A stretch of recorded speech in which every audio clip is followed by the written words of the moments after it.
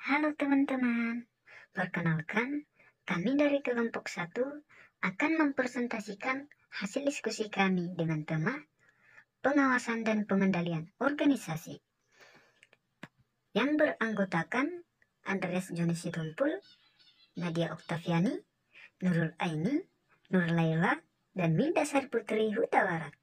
Disimak baik-baik ya teman-teman.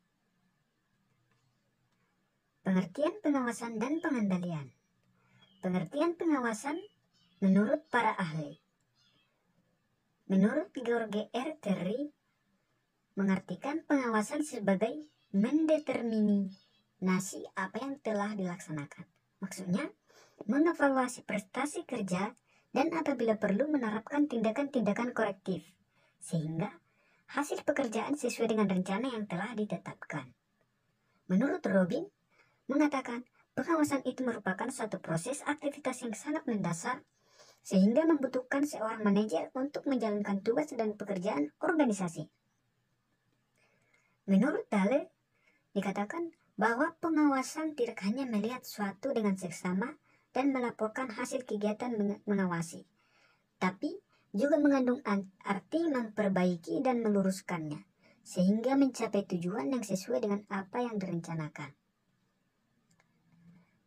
Menurut Atmo Sudirjo, mengatakan bahwa pada pokoknya pengawasan adalah keseluruhan daripada kegiatan yang membandingkan atau mengukur apa yang sedang atau sudah dilaksanakan dengan kriteria, norma-norma, standar atau rencana yang telah ditetapkan sebelumnya. Menurut Seth-Merhorn 2002 mengatakan, pengawasan adalah proses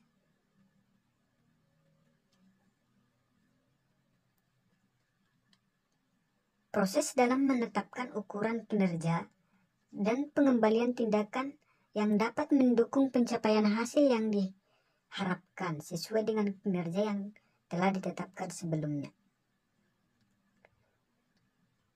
Menurut Stoner, Freeman, dan Gilbert 1995 mengatakan pengawasan adalah proses untuk memastikan bahwa segala aktivitas yang dilaksanakan sesuai dengan apa yang telah direncanakan.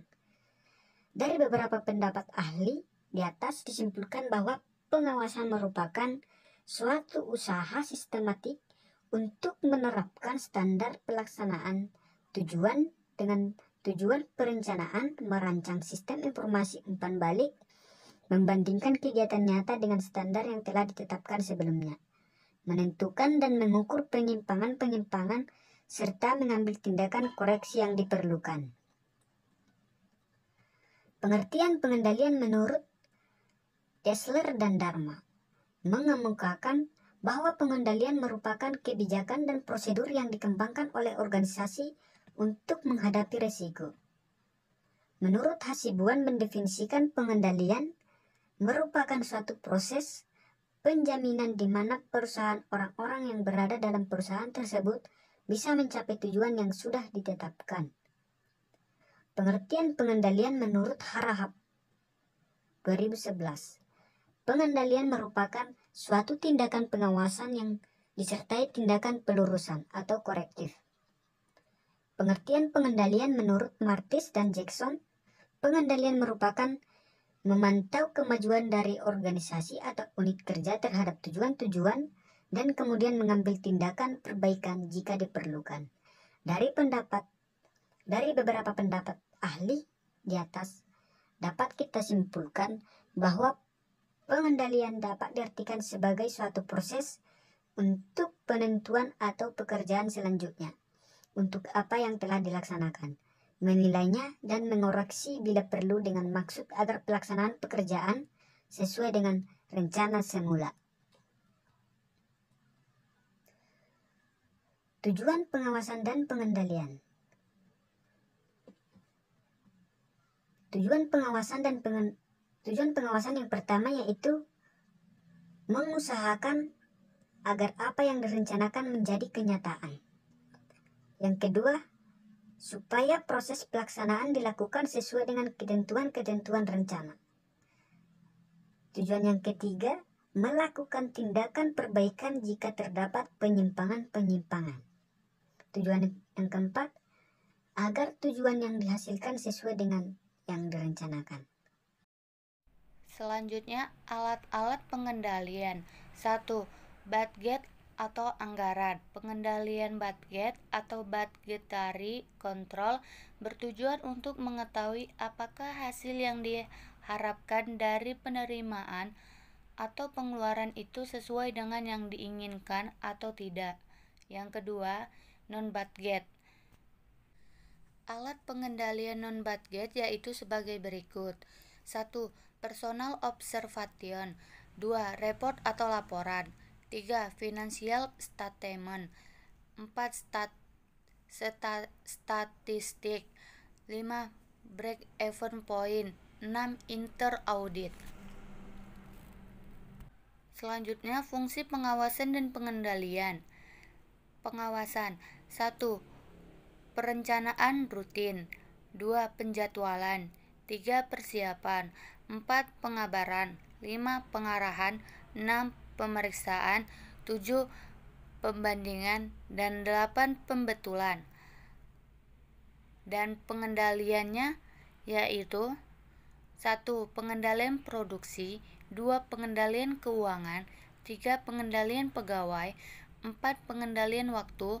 5. Pengendalian kebijaksanaan. 6. Pengendalian teknis. 7. Pengendalian penjualan.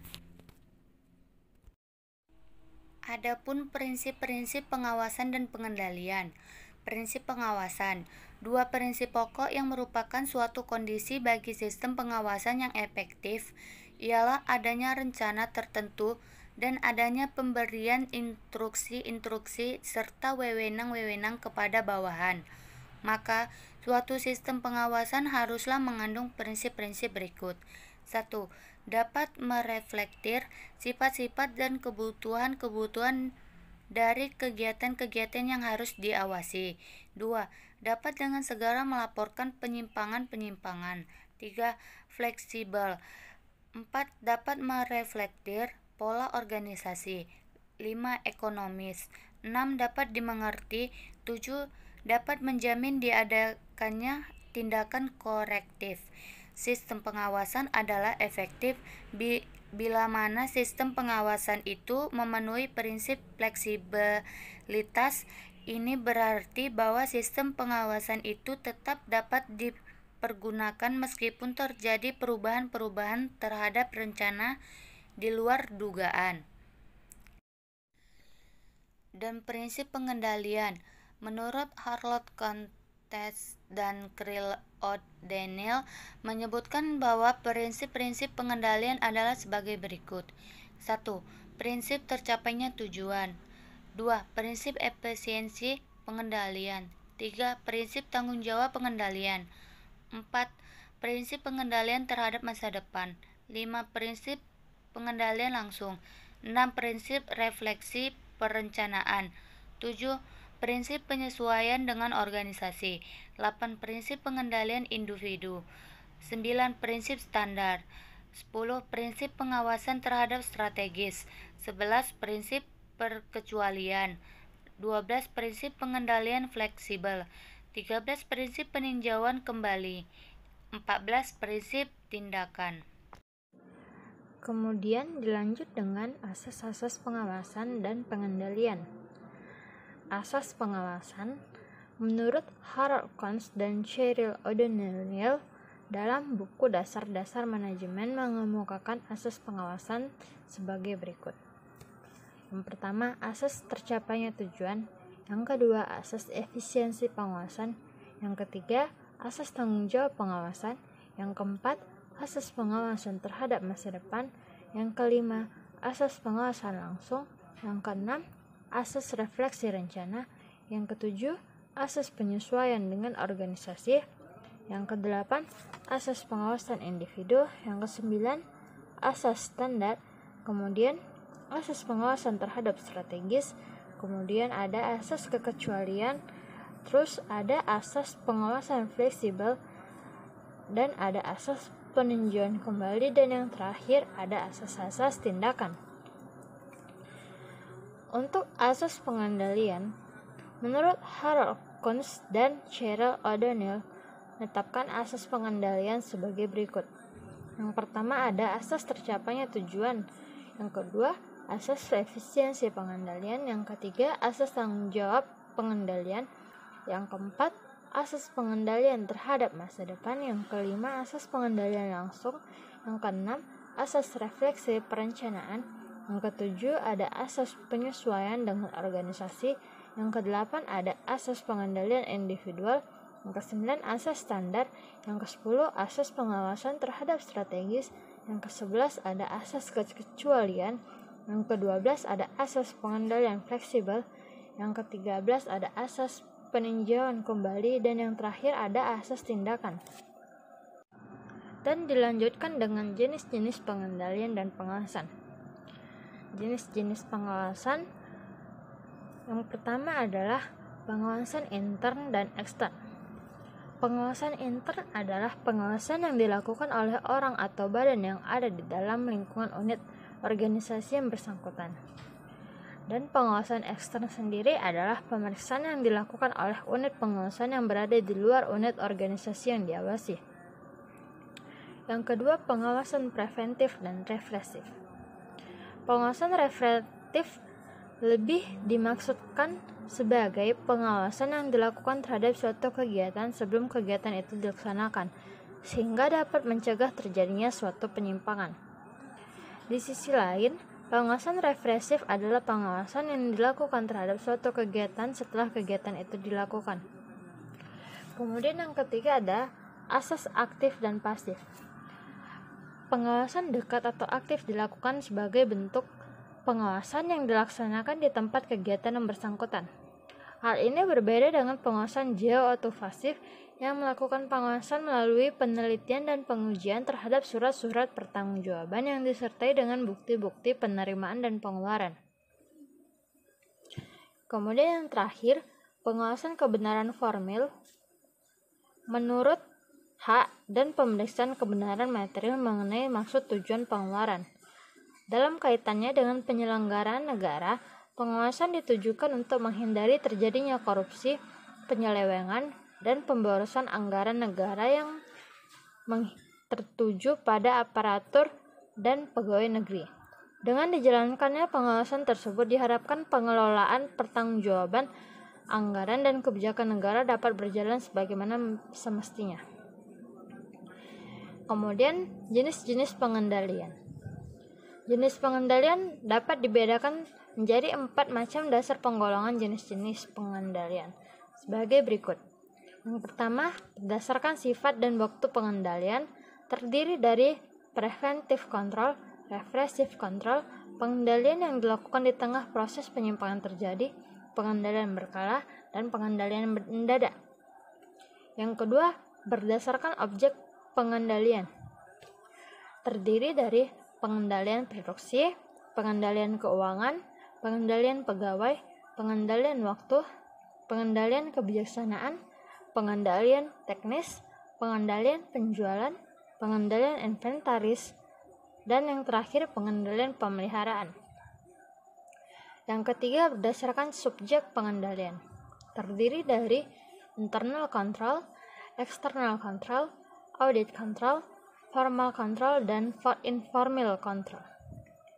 Dan yang keempat, berdasarkan proses dan cara-cara pengendalian. Yang pertama, menentukan standar-standar yang digunakan sebagai dasar pengendalian, kemudian mengukur pelaksanaan atau hasil yang telah dicapai.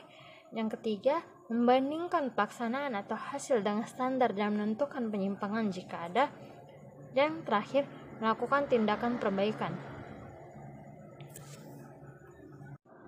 Selanjutnya ada tahap-tahap proses pengawasan. Tahap proses pengawasan sebagai berikut antara lain. Yang pertama, tahap penetapan standar. Tujuannya adalah sebagai sasaran atau target pelaksanaan kegiatan yang digunakan sebagai patokan dalam pengambilan keputusan. Yang kedua, tahap penentuan pengukuran pelaksanaan. Kegiatan digunakan sebagai dasar atau pelaksanaan kegiatan yang dilakukan secara tepat. Yang ketiga, tahap pengukuran pelaksanaan kegiatan, beberapa proses yang berulang-ulang dan kontinu yang berupa atas pengamatan, laporan, metode, pengujian, dan sampel. Yang keempat, tahap pembandingan pelaksanaan dengan standar dan analisa penyimpangan digunakan untuk mengetahui penyebab terjadinya penyimpangan dan menganalisa mengapa bisa terjadi demikian. Juga digunakan sebagai alat pengambilan keputusan bagi manajer. Dan yang kelima, tahap pengambilan tindakan koreksi. Bila diketahui dan pelaksanaannya terjadi penyimpangan di mana perlu ada perbaikan dan pelaksanaan.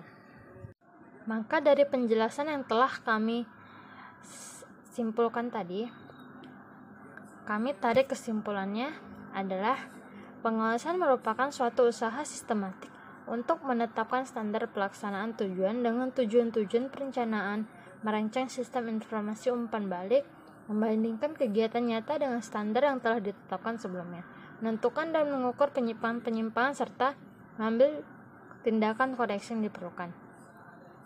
Demikian hasil dari diskusi kami. Apabila ada salah kata, kami mohon maaf. Sekian dan terima kasih.